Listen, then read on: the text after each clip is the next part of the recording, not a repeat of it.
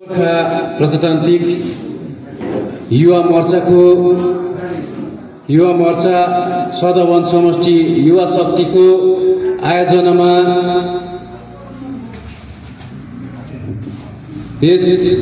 आज 4/5/2025 मा राखिएको यस सभाका सभा शिरोमणि साथै हाम्रो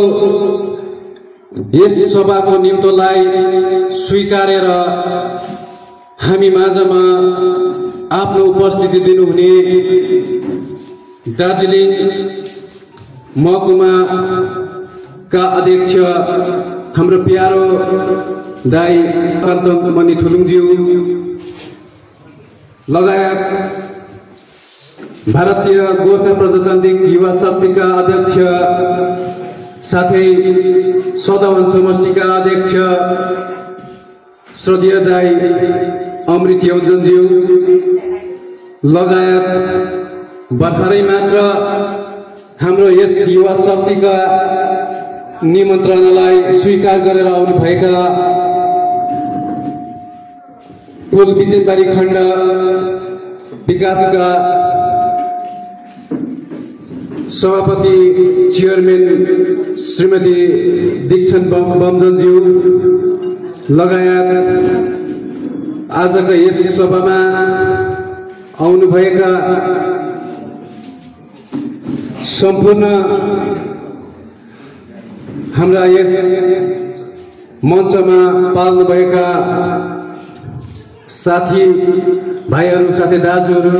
सम्पूर्णलाई हामी आजको यस सभामा सदैव समष्टि युवा तर्फबाट हजुरहरूलाई न्यानो स्वागत जनाउँदछौँ। साथै आजको यस सभामा आउनुभएका लोवर सिङतामदेखि प्रत्येक शाखा प्रशाखाबाट आउनुभएका हाम्रा युवा साथीहरू लगायत अप्पर सिङतामबाट आउनुभएका प्रत्येक शाखा प्रशाखाबाट आउनुभएका हाम्रा युवा साथीहरू साथै तीनैवटा वार्ड 27, 28 अनि 29 बाट आउनुभएका हाम्रा युवा साथीहरू लगायत यस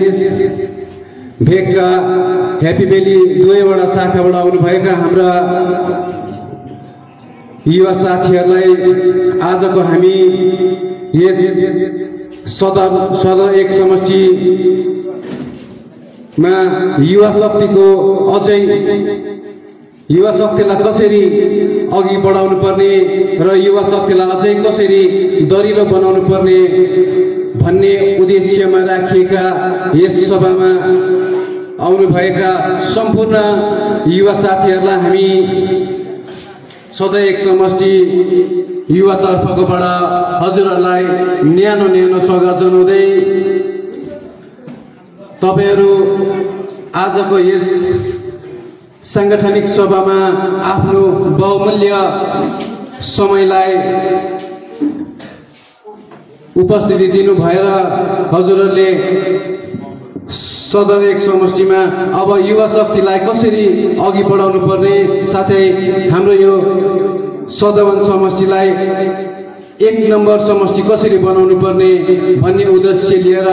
र भारतीय गोर्खा प्रजातान्त्रिक पार्टीलाई माया गरेर आउनुभएका हाम्रा सम्पूर्ण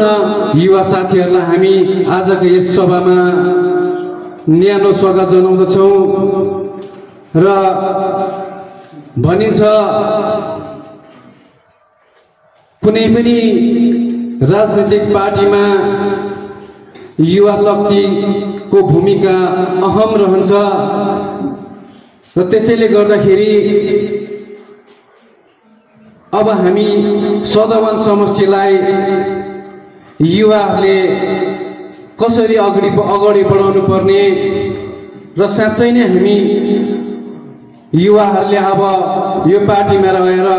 सदवन एक समष्टिलाई नम्बर 1 समष्टि बनाउनको निम्ति के कस्ता रणनीतिहरू तयार पार्नुपर्ने र आजको यस सभाले हामीलाई धेरै